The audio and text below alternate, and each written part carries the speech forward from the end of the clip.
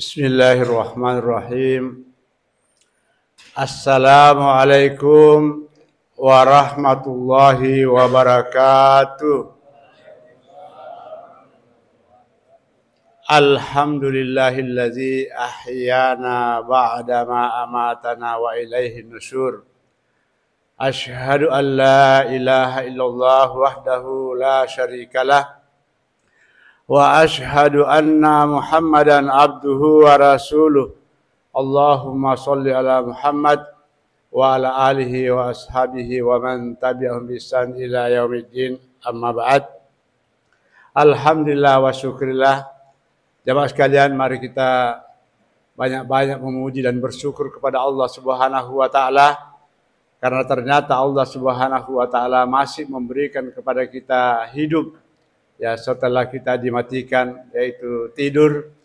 Dan ini adalah merupakan karunia yang luar biasa yang Allah Subhanahu wa taala berikan kepada kita, dan mudah-mudahan sisa-sisa umur kita ini kita manfaatkan untuk hal-hal yang positif, dan insya-Allah semua amal yang kita kerjakan terutama dalam bulan Ramadan ini akan memperberat timbangan nanti di yaumul hisab insya-Allah.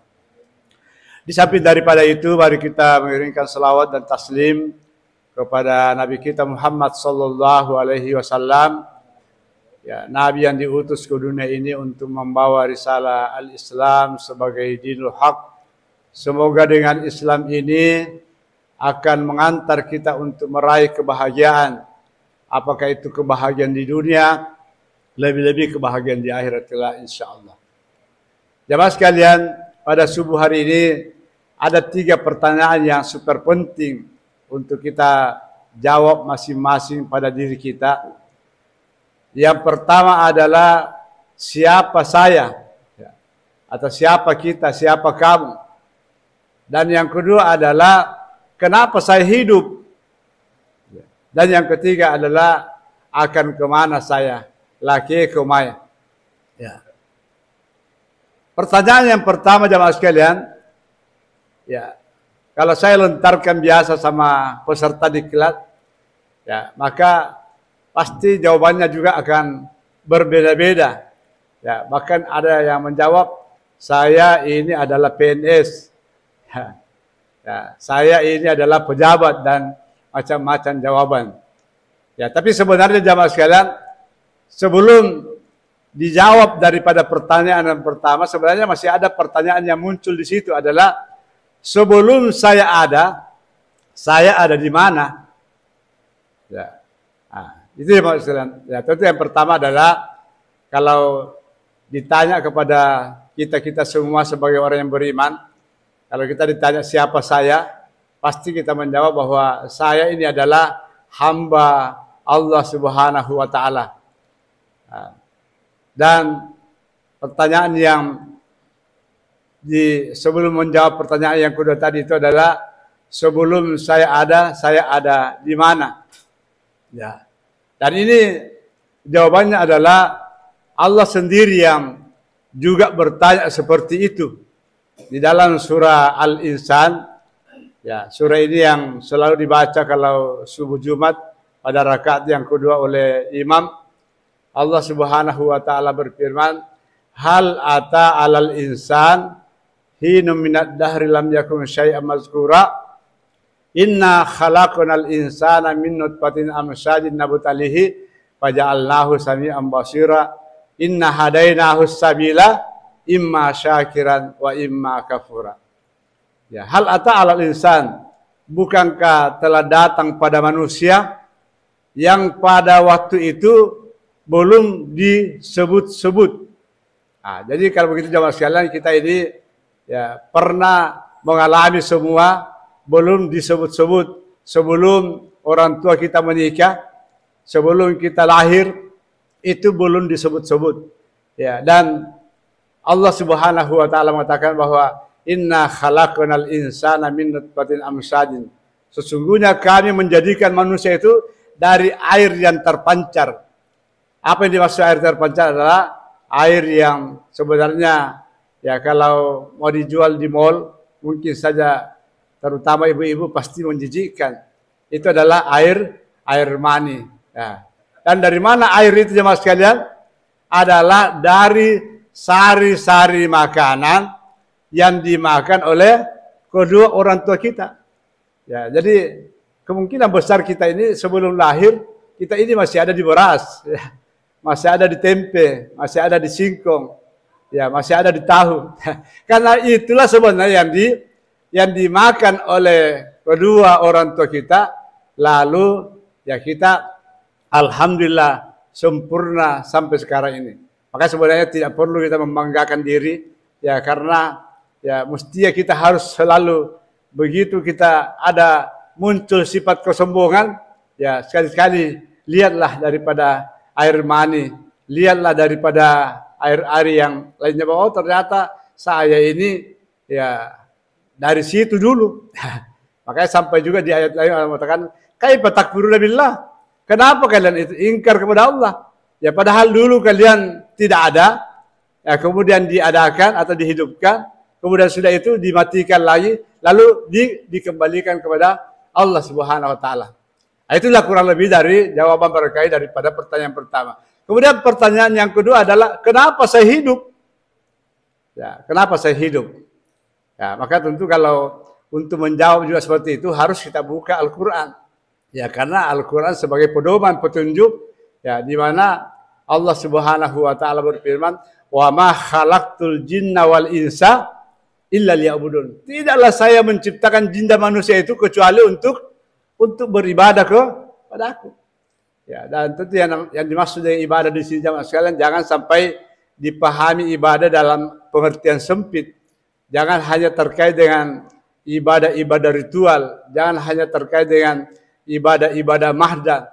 Ya, tapi ya kalau Dr. Yusuf Qardawi itu memberikan definisi terkait dengan ibadah itu, bahwa ibadah itu adalah al-khudu' wa ta'ah wal iltizam bima syarahullahu fid din.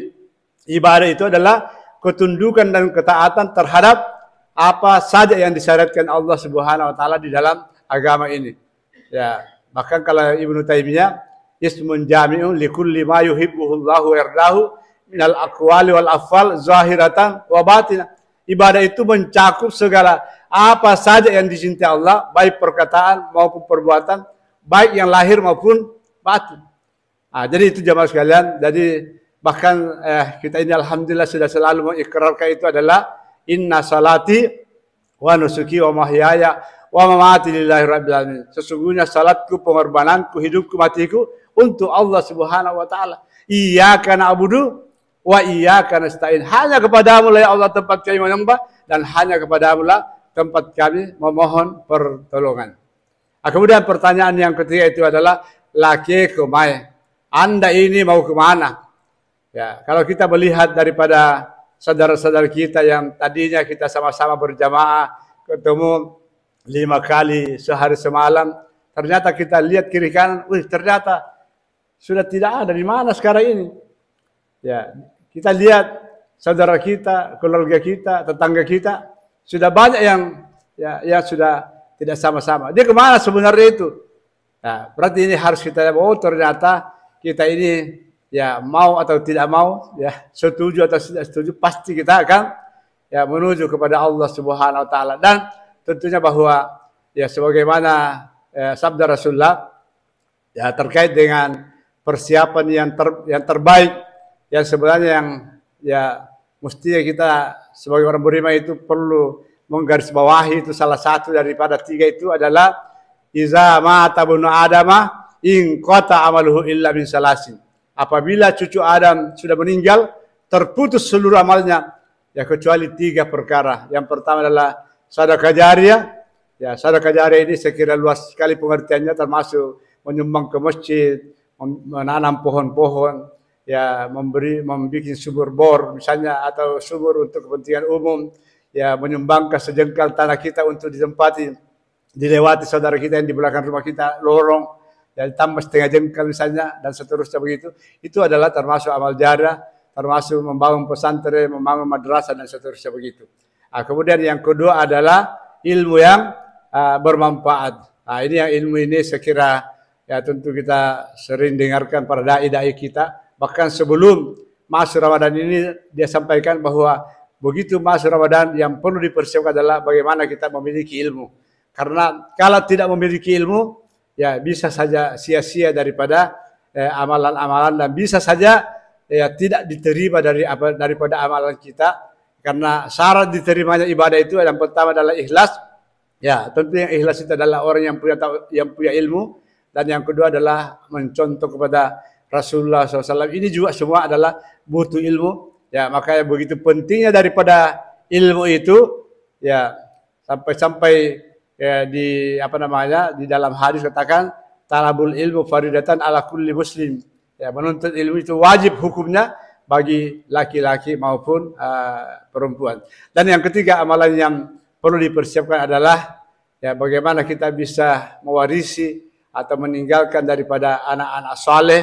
Ya, yang tentu ciri khas daripada anak saleh itu adalah walaupun kedua orang tua sudah meninggal, tapi selalu dia mendoakan. Sekurang-kurangnya adalah Allahumma ghfirli wali walidayya warhamhuma kama rabbayani sagira. Ya Allah, ampunilah dosaku dan dosa kedua orang tuaku sebagaimana mereka mendidik aku di waktu aku kecil. Ya, kalau kita melihat daripada doa itu, ternyata ya anak-anak atau orang tua yang layak untuk didoakan itu adalah orang tua yang selalu berusaha membimbing, mendidik anaknya pada waktu anak tersebut masih kecil. Ya, sekiranya inilah jamaah sekalian 3 pertanyaan super penting. Mudah-mudahan saja ada manfaatnya. Lebih dan kurangnya mohon dimaafkan. Subhanakallahumma wa bihamdika asyhadu an la ilaha illa anta astaghfiruka wa atubu ilaik. Hadallahu wa iyyakum ajmain. Wassalamualaikum warahmatullahi wabarakatuh.